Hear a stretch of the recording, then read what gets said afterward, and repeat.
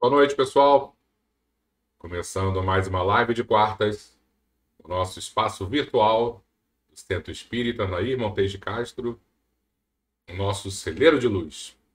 Que Jesus nos abençoe, que possamos ir mais esta noite unir os nossos corações, nossos espíritos a um bem maior, sempre pensando na grande figura que é o nosso modelo e guia, Jesus de Nazaré. Voltando a falar que Jesus nos proteja e abençoe hoje e sempre. Espero que todos estejam muito bem e vamos continuar a leitura do nosso livro Nosso Lar, psicografado por Chico Xavier e ditado pelo espírito André Luiz. E hoje teremos um capítulo para lá de especial, um capítulo que vai falar sobre o caso Tobias. Tobias é aquele companheiro próximo a André Luiz, que trabalha com ele, e ele tem uma história bem peculiar e, com certeza, os espíritas que leram esse livro na década de 1940 ficaram relativamente horrorizados com o que estava sendo dito ali. Porque, geralmente, quando ainda estamos distantes da verdade nobre, a verdade transcendente, do cristianismo, dos valores espirituais, dos valores morais, nós trazemos o nosso preconceito, a nossa ótica ainda mundana. E, para variar, Chico Xavier deve ter sido perseguido também na publicação desse livro. Eu fico sempre imaginando, né? Chico, jovem, começa com 17, 18 anos a ter contato com o Espiritismo, ainda bem jovenzinho, publica seu primeiro livro. E claro que muitos olhares críticos acabaram caindo sobre ele. Né? Quantas pessoas que não acreditavam no seu potencial, que não confiavam na sua mediunidade, de alguma certa forma, o colocaram sob prova. Né? Só que Chico era muito forte, um ser que não dá para comparar com a média da humanidade. E ele aguentou até o fim, com toda a sua força, com toda a sua luz e grandiosidade, transformando o Espiritismo aqui no Brasil e trazendo Jesus para muito, muito perto dos nossos valores. Esse passo inicial que Kardec nos deu, né, com seus livros extremamente importantes e colocando Jesus nessa equação espírita, Chico dobrou essa meta e trouxe Jesus para dentro das nossas casas, dentro dos nossos livros, em quase 100% dos momentos da sua escrita. Dito isso, vamos dar aquela olhada para ver quem está aqui conosco. Silvia, muito boa noite. Espero que vocês estejam muito bem aí na sua casa. Neia, tudo bom, Neia? Muito bom ter aqui você. Edson Mota, tudo bom, Edson? Muito boa noite, bem-vindo aqui à nossa live. Edson já está com a gente há um tempinho, né? Sempre mandando boa noite. Muito bom, Edson. Elizabeth, tudo bom? Espero que você esteja muito bem também. Albertinho, meu irmão, grande abraço. Beijo na Ângela. Marisa, tudo bom, Marisa? Segunda-feira agora sou eu, tá? Nos veremos em breve, se Deus quiser, no nosso celeiro de luz. Maria Terezinha, muito boa noite. Manda um beijo para o Tiago, por favor. Denise Ferraz, tudo bom, Denise? Espero que você esteja muito bem. Amanhã, se Deus quiser, estarei com a sua filha. Sérgio, tudo bom, Sérgio? Espero que você esteja muito bem. O Bernardo também. A Lu, eu estou sempre junto quinta-feira. Acredito que quinta-feira e na própria amanhã mesmo, de repente a gente se vê.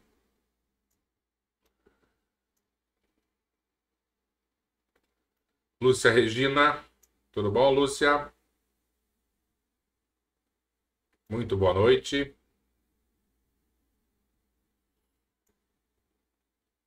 Rosiane Bezerra, boa noite. E as pessoas vão chegando, vão dando boa noite. E a gente vai vendo.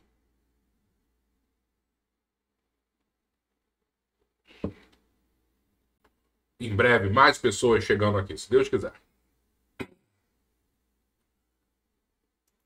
Então, o que eu pensei para conversarmos hoje como introdução desse capítulo? E como eu disse, um capítulo bem legal, que de alguma forma rompe e nos responde, rompe com preconceitos e responde muitas dúvidas na vida pós-morte, né? O que eu pensei em conversar com vocês? E aí nós vamos voltar 2000 anos, quando Jesus, uma vez, estava conversando com diversas pessoas e essas pessoas o interpelaram, dizendo que a sua mãe e seus irmãos estavam do lado de fora.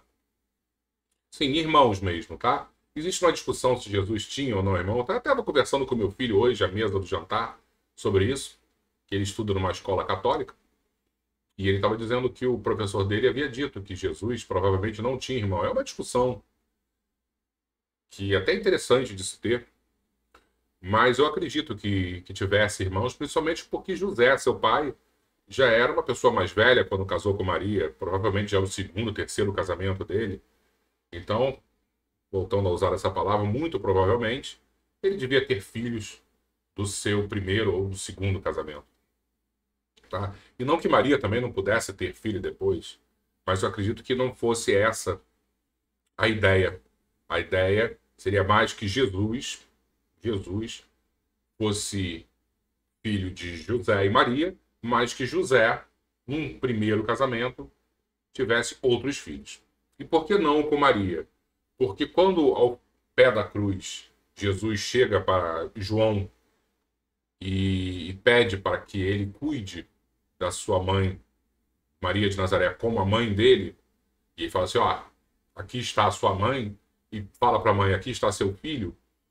Se Maria tivesse outros filhos, isso provavelmente não fosse ocorrer, porque os filhos iriam cuidar de Maria. Então dá a entender que Jesus de Maria era filho único. Mas ao mesmo tempo, como dissemos no início, Jesus, olha, sua mãe e seus irmãos estão do lado de fora esperando você. Então, ele tinha irmãos. Também tem uma teoria de que no hebraico antigo, irmãos também se utilizava a palavra irmão para definir primos. A gente provavelmente não vai saber em vida o que realmente aconteceu. Mas ficam aí essas ideias para a gente pensar. E essa é a passagem. E ele pergunta, quem é minha mãe e quem são meus irmãos? E de alguma maneira, isso também, aos ouvidos de pessoas que não compreenderam bem esta passagem, mostra o quê? Que Jesus não valorizava a família, negava Maria, negava os irmãos? Muito pelo contrário. E é isso que nós vamos discutir. Que aos olhos do nosso mestre, nosso modelo e guia, a família é muito maior do que os laços consanguíneos.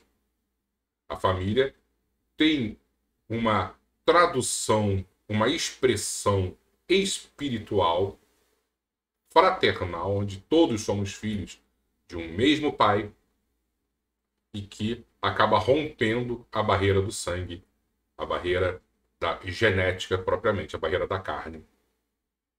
E tem uma visão que é muito importante a gente analisar também, que os judeus dessa época, e aí, claro que não são apenas os judeus, se entrarmos no universo romano, no universo grego, no universo etrusco anterior, né, aos romanos, no universo babilônico, todas as sociedades montadas na antiguidade, e se trouxermos para os dias atuais, também estaremos passando por isso. porque modificamos muito pouco o nosso íntimo, todos se achavam exclusivos aos olhos de algum ponto de vista. Os gregos se achavam exclusivos no sentido da sua superioridade intelectual, tanto que os demais povos eram chamados dos bárbaros. Todo aquele que não compactuava, que não tinha essa mesma etnia helênica, eram bárbaros para eles. Os romanos, em cima do seu direito, do orgulho das suas famílias, do seu exército, também se achavam especiais. E para eles, os demais eram bárbaros. Se pegarmos os judeus, qual era o exclusivismo dos judeus? A religião. Eles eram o povo de Deus. Então, já que eles não conseguiam guerrear com os romanos, já que a filosofia grega era imbatível, onde eles se apoiavam? Na superioridade moral. Deus era único e era deles. E eu acho legal quando a gente vê, por exemplo, Paulo de Tarso. Paulo de Tarso, para quem não conhece a história, simplificando muito, muito, muito, era um judeu que estava sendo preparado para ser um sumo sacerdote. Era como se ele estivesse sendo preparado hoje para ser o presidente do STF. E o STF, né, esses doutores da lei, e que na verdade a lei não era a lei como a gente entende aqui, ou como a gente entendia em Roma naquela época, eram as leis de Deus, né, porque a religião fazia parte da política. Então, Paulo estava sendo projetado, formado, né, para ser esse presidente do STF, que é o sumo sacerdote. E ele dava a entender que fazia parte de uma elite espiritual, tanto que ele escrevia: eu sou hebreu de hebreus, isto é, sangue puro. Eu não tenho nenhuma impureza no meu DNA. É como se você olhasse a sua árvore genealógica para cima, né? Os seus ascendentes, e ele nunca tivesse, ninguém nunca tivesse, de alguma maneira, se misturado com os gentios. Gentios era como eles chamavam os povos que não eram da linhagem hebraica, depois judaica. Tá bom? Então Paulo dizia que era hebreu de hebreus. Só que o próprio Paulo de Tarso, depois de entender essas colocações de Jesus, como quem é minha mãe, quem são os meus irmãos, ele enxerga que a humanidade era muito maior do que hebreu de hebreus. E ele mesmo, Paulo de Tarso, vai conseguir dar um passo para além do universo judaico. As suas exposições, as suas pregações, elas vão chegar aos não-judeus. Por isso que ele é chamado de apóstolo dos gentios, isto é, dos não-judeus. Que, numa visão, como eu disse, romana e grega, os não-judeus eram o quê? Os bárbaros também para os próprios judeus. Porque eles se viam como uma sociedade, um grupo exclusivo deste poder divino que era Deus.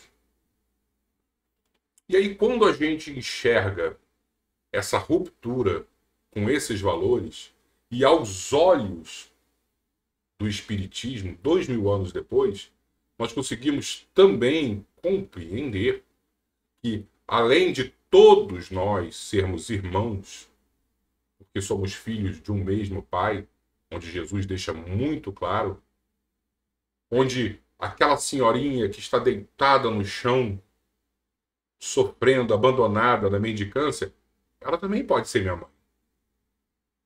Aos olhos da reencarnação, quem garante que aquela mulher que está hoje completamente abandonada não foi um familiar meu?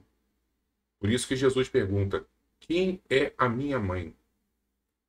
Quem são os meus irmãos? Porque todos nós, por estarmos vivendo muitas e muitas gerações e renascendo nessa ótica linda que expande a nossa família, que é a ótica da reencarnação, fica a pergunta: quem é minha mãe? E aí Jesus traz todo esse questionamento extremamente profundo e filosófico para as nossas existências. Cabe a gente achar que Jesus estava negando a família de uma maneira bem rasteira e distante do seu conceito espiritual, metafísico, ou enxergar uma questão existencial de expansão da família, seja pela ótica da reencarnação, seja pela ótica da filiação por esse mesmo Pai, que é Deus. Eu prefiro somar as duas explicações. Somos filhos, somos irmãos, porque temos o mesmo progenitor, e as oportunidades que vão nos sendo dadas através dessas vidas sucessivas que vamos experienciando no corpo material também nos aproxima muito mais. E o passo maior é olharmos sempre aquele que está sofrendo, aquele que está com dor, que está abandonado, com o amor puro. Se não fizermos isso, tudo ficará da boca para fora. Como o próprio Paulo, já que citamos bastante Paulo de Tarso hoje, ele não nos dizia que sem o amor nada seremos? A gente precisa realmente ter uma visão, um sentimento mais puro. E eu gosto sempre de imaginar, estamos caminhando e de repente enxergamos alguém na rua e descobrimos que esse alguém é aquele ser que nós mais amamos. Alguém vai achar que é a mãe. Vamos imaginar, quem a gente mais ama nesse mundo? Minha mãe, meu pai, minha avó, meu filho. E ela está deitada, essa pessoa está deitada no chão, desacordada quase, perdida. Pode estar suja, pode estar o que for. A gente vai socorrer. Nós não estamos preocupados com cheiro, com sujeira, com nada, com perigo. A gente vai socorrer. Por quê? Porque nós amamos. E se não expandirmos esse sentimento para o desconhecido, para o próximo, e Jesus deixa muito claro na parábola do bom samaritano quem é o nosso próximo. Muitas vezes é o nosso desconhecido. E se não enxergarmos ele com um amor que ainda não nasceu do nosso coração, mas vai nascer, vamos ficar congelados. Vamos virar a cara porque o cheiro está desagradável no local. Vamos ficar impacientes porque a pessoa não gostou da sopa que eu estou doando. Só realmente o amor vai fazer com que essa pergunta de que quem é o nosso pai, quem é a nossa mãe, são os nossos irmãos, faça sentido. Tá bom? Vamos começar?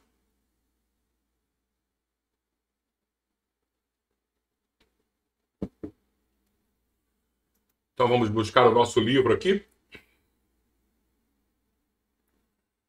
para iniciarmos a leitura do caso Tobias, o caso polêmico que deve ter escandalizado os espíritas em 1940. Vamos lá. No terceiro dia de trabalho, alegrou-me Tobias com agradável surpresa.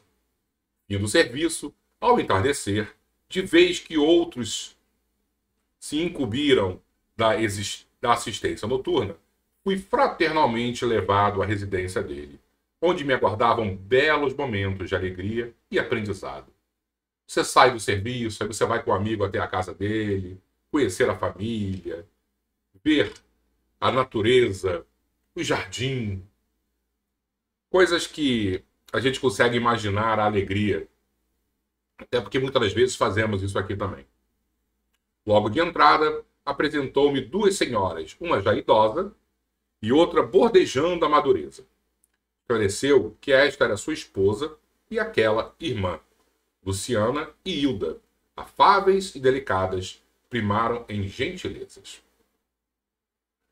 Reunidos na formosa biblioteca de Tobias, examinamos volumes maravilhosos na encarnação e no conteúdo espiritual. Eu fico sempre imaginando a leitura no plano espiritual. Primeiro, qual a velocidade em que vamos conseguir absorver o conteúdo do livro, né? Porque nós temos uma limitação cognitiva aqui enorme.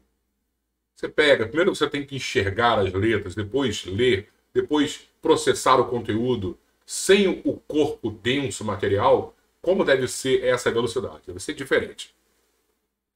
A senhora Hilda convidou-me a visitar o jardim para que pudesse observar de perto alguns caramanchões de caprichosos formatos. Cada casa em nosso lar parecia especializar-se na cultura de determinadas flores. Em casa de Lísias, as glicínias e os lírios contavam-se por centenas. Na residência de Tobias, as hortênsias inumeráveis desabrochavam nos verdes lençóis de violetas. Belos caramanchões de árvores delicadas, recordando o bambu ainda novo, apresentavam no alto uma trepadeira interessante, cuja especialidade é unir frondes diversas, à guisa de enormes laços floridos, na verde cabeleira das árvores, formando gracioso teto. Que bonito, né? Imaginando as cores mais vivas. A gente já comentou há algumas semanas, né? Como as cores, como os aromas são mais intensos. Não sabia traduzir minha admiração. Embalsamava-se a atmosfera de inebriante perfume. Comentávamos a beleza da paisagem geral, vista daquele ângulo do Ministério da Regeneração, quando Luciano nos chamou ao interior para a leve refeição. Encantado com o ambiente simples, cheio de notas de fraternidade sincera, não sabia como agradecer ao generoso anfitrião. A certa altura da palestra amável, Tobias acrescentou sorridente: "O meu amigo, a bem dizer, é ainda novato em nosso ministério e talvez desconheça o meu caso familiar." Sorriam, ao mesmo tempo, as duas senhoras, e observando minha silenciosa interpelação, o dono da casa continuou: "Aliás, temos numerosos núcleos nas mesmas condições. Imagine que fui casado 2 vezes. E nada mais comum, né? Você, no plano espiritual, se você desencarna primeiro, a sua viúva que ficou tem toda a oportunidade, né, e o dever de reconstruir a vida. E vice-versa. Então, como é que devem ser esses arranjos nas cidades da espiritualidade? É isso que ele vai começar a contar agora. Indicando as companheiras de sala, prosseguiu num gesto de bom humor: "Creio nada precisar esclarecer quanto às esposas." "Ah, sim", murmurei, extremamente confundido.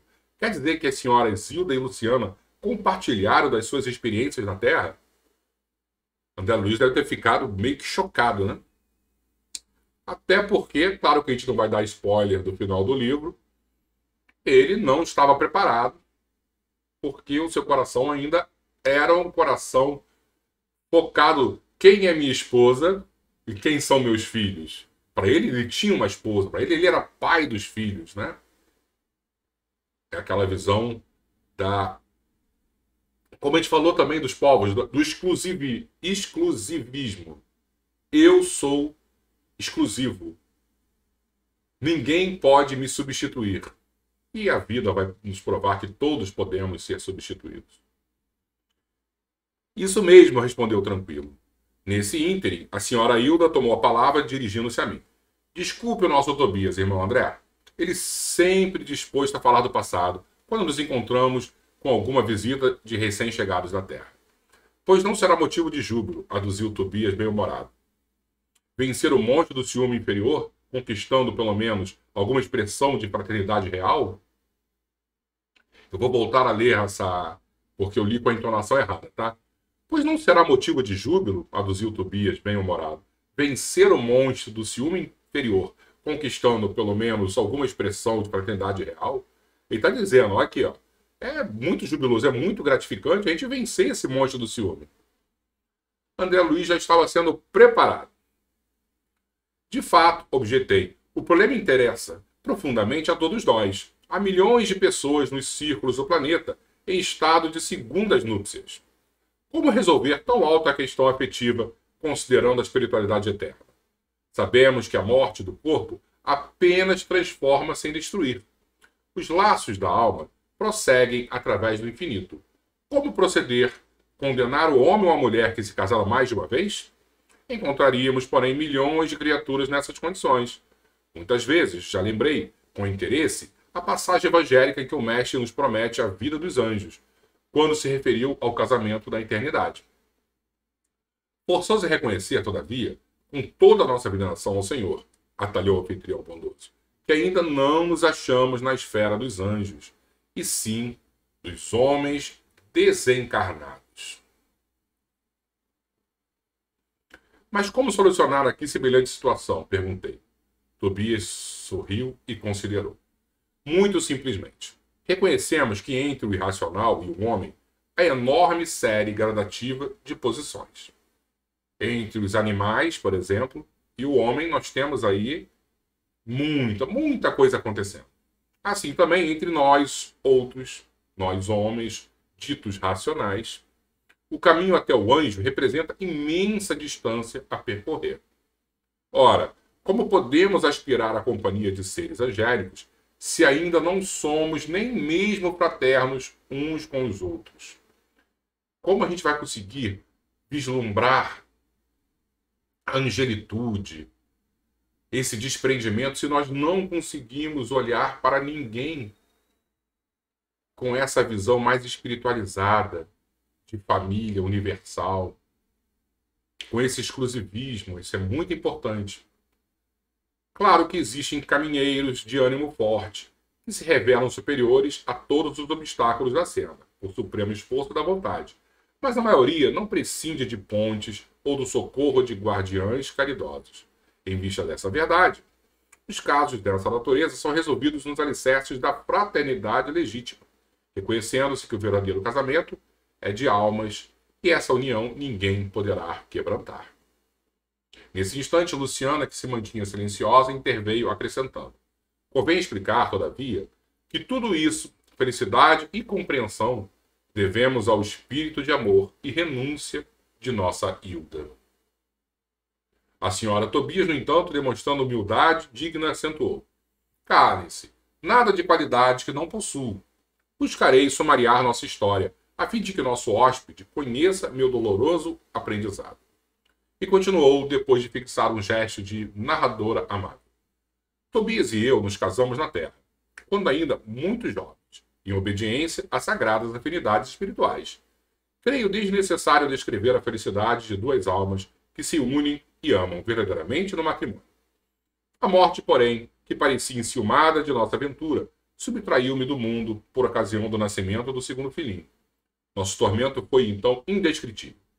Tobias chorava sem remédio, ao passo que eu me via sem forças para sufocar a própria angústia. Pesados dias de umbral abateram-se sobre mim.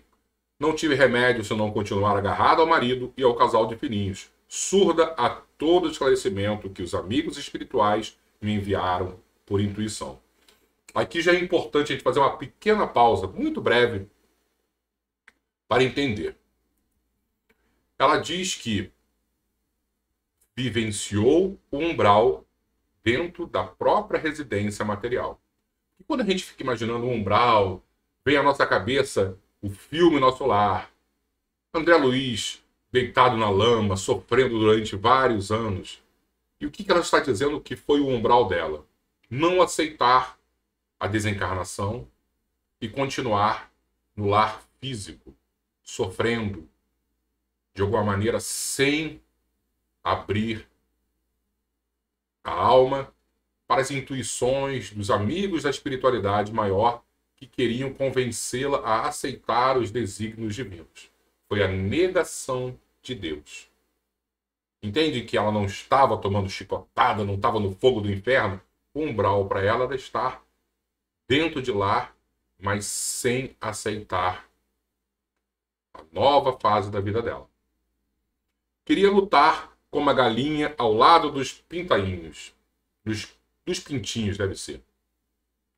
Reconhecia que o esposo necessitava reorganizar o ambiente doméstico, que os pequeninos reclamavam assistência maternal.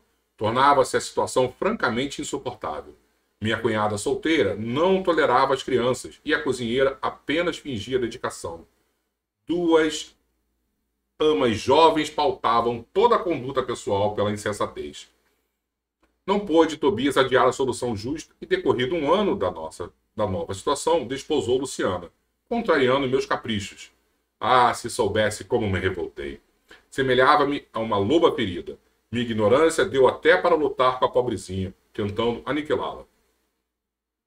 Foi aí que Jesus me concedeu a visita providencial de minha avó materna, desencarnada havia muitos anos. Chegou ela como quem nada desejava, enchendo-me de surpresa. Sentou-se a meu lado, pôs-me seguida ao colo como no outro tempo e perguntou-me lacrimosa: Que isso, minha neta? Que papel é o seu na vida? Você é leoa ou alma consciente de Deus? Coisa que uma avó falaria, né? Pois nossa irmã Luciana serve de mãe a seus filhos. Funciona como criada de sua casa. É jardineira do seu jardim. Suporta a bilis, o mau humor do seu marido. E não pode assumir o lugar provisório de companheira de lutas ao lado dele? É assim que o seu coração agradece os benefícios divinos e remunera aqueles que o servem? Quer você uma escrava e despreza uma irmã? Hilda, onde está a religião do crucificado que você aprendeu? Oh, minha pobre neta, minha pobre. Abracei-me então em lágrimas com a velhinha santa e abandonei o antigo ambiente doméstico, vindo em companhia dela para os serviços do nosso lar. Desde essa época, tive em Luciana mais uma filha. Trabalhei então intensamente. Consagrei-me ao estudo sério, ao melhoramento moral de mim mesma. Busquei ajudar a todos sem distinção em nosso antigo lar terrestre. Constituiu Tobias uma família nova, que passou a me pertencer igualmente pelos sagrados laços espirituais. Mais tarde voltou ele, reunindo-se a mim, acompanhado de Luciana, que veio também ter conosco para a nossa completa alegria. E aí tem, meu amigo, a nossa história. Luciana, contudo, tomou a palavra e observou. Não disse ela, porém, quando se tem sacrificado ensinando-me com exemplos? Que dizes, filha? Perguntou a senhora Tobias, acariciando-lhe a destra. Luciana sorriu e ajuntou. Mas, graças a Jesus e a ela, aprendi que há casamento de amor, de fraternidade, de provação, de dever, e no dia em que Hilda me beijou, perdoando-me, senti que meu coração se libertara desse monstro que é o ciúme inferior. O matrimônio espiritual realiza-se alma com alma, representando os demais simples conciliações indispensáveis à solução de necessidades ou processos retificadores, embora todos sejam sagrados. E assim construímos nosso lar na base da fraternidade legítima, acrescentou o dono da casa. Então, ele chega, André Luiz vê Tobias morando junto em nosso lar com suas duas ex-esposas. 3 pessoas vivendo em harmonia, mas com um padrão diferente, onde uma delas assume o papel de mãe, de esposa, e a outra de filha. É claro que hoje em dia, com essas modernidades, poxa, será que é o poliamor? É um trisal? Não, nada disso. É muito mais conceitualmente falando, Jesus fazendo a pergunta: quem é a minha esposa? Quem é minha mãe? Quem é meu pai? Quem são meus irmãos? Aos olhos de Deus, todos devemos, de alguma maneira, a aceitação, a união espiritual. Aqui na Terra, a gente leva para a maldade, leva para o pecado mais famoso que nós conhecemos, né? O pecado à luxúria, enquanto que Chico, com André Luiz, estão descrevendo o que há de mais desprendido, de mais imaterial sentimento, que é o amor, sem essa visão de carne. Como, aproveitando o ligeiro silêncio que se fizeram, indaguei. Mas como se processa o casamento aqui? Aí André Luiz dá uma de repórter, né? Pela combinação vibratória, esclareceu Tobias atencioso. Ou então, para ser mais explícito, pela afinidade máxima ou completa. Incapaz de sopitar a curiosidade, esqueci a lição de bom tom e interroguei. Mas qual a posição de nossa irmã Luciana nesse caso? Bem fofoqueirinho, André, hein? Antes, porém, que os cônjuges espirituais respondessem, foi a própria interessada que explicou. Quando desposei Tobias, viúvo, já devia estar certa de que, com todas as probabilidades, meu casamento seria uma união fraternal acima de tudo. Foi o que me custou a compreender. Aliás, é lógico que os consortes padecem inquietação, desentendimento, tristeza. Estão unidos fisicamente, mas não integrados no matrimônio espiritual. Queria perguntar mais alguma coisa, entretanto, não me encontrava palavras que revelassem a ausência de impertinente indiscrição. Ah, bom, André Luiz começou a tomar jeito. A senhora Hilda, contudo, compreendeu meu pensamento e explicou. Fique tranquilo, Luciana está em pleno noivado espiritual. Seu nobre companheiro de muitas etapas terrenas precedeu-a há alguns anos, regressando ao círculo carnal. No ano próximo, ela seguirá igualmente ao seu encontro. Isto é, ela também vai reencarnar. Eu vou dar um exemplo aí da sua alma gêmea verdadeira, já reencarnou, e no outro ano ela também vai reencarnar, e creio que o momento feliz será em São Paulo. Sorrimos todos alegremente. Nesse instante, Tobias foi chamado à pressa para atender a um caso grave nas câmaras de retificação. Era preciso, desse modo, encerrar a palestra.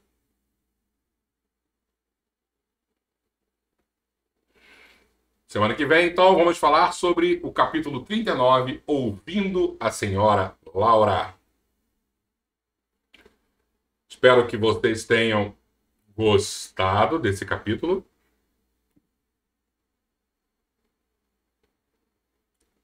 E o mais importante, que possamos, de alguma maneira, expandir os nossos laços espirituais. Ficar preso só ao amor próprio, que seria, traduzindo, dentro de um mundo de natureza mais animal, o nosso instinto de sobrevivência, ou só amando a nossa família, o nosso laço consanguíneo, dentro dessa visão, o nosso instinto de perpetuação da espécie, nada mais equivocado. Já temos 2000 anos de história do cristianismo em nossas vidas, em nossas existências, em nossas reencarnações. Precisamos nos perguntar: quem é minha mãe? Quem é meu pai? Quem é minha esposa? Quem são meus filhos? A nossa família são só esses? Ou a nossa família verdadeira é a nossa família espiritual? Aquele amor que devemos expandir, porque viver em sociedade, viver com o próximo, é pensar na coletividade em primeiro lugar e no indivíduo em último lugar. Ok? Vamos fazer a nossa prece? Fazer a nossa prece para agradecermos mais essa noite em nome de Jesus. Vamos fechar os nossos olhos, então. E lembrando Jesus, com as suas palavras que transformavam os conceitos mais equivocados em instruções nobres e espirituais. Há 2000 anos, Jesus nos trouxe a sua moral, nos apontou a direção correta, trilhou o caminho, provando que era possível. E precisamos ter a certeza de que nós também somos capazes de seguir na direção do Mestre.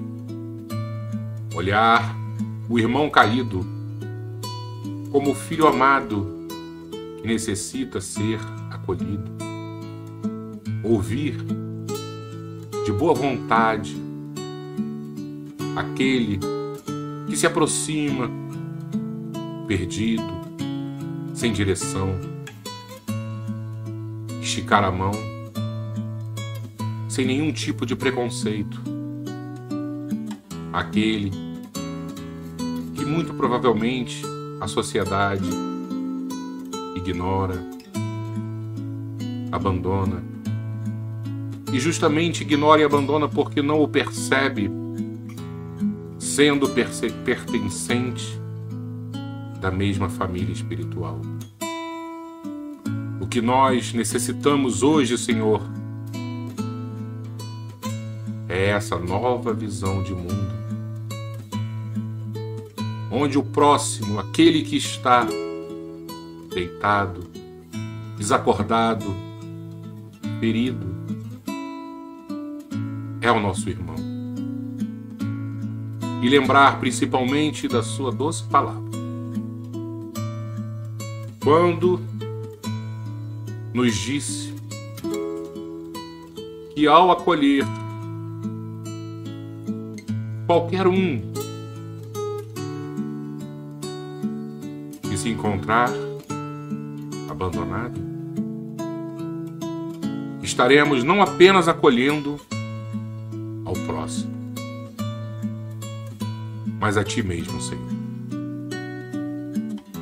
E se queremos nos aproximar dos Teus ensinamentos, da Tua boa nova, não precisamos ir tão longe e buscar nas estrelas a Tua presença, mas encontrar naquele irmão caído a sua figura divina.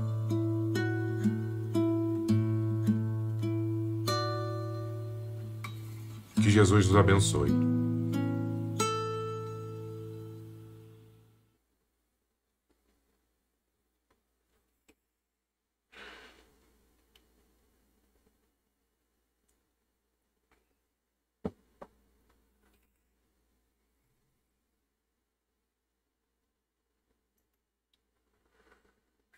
Tem dia que é difícil, tem dia que é muito emocionante.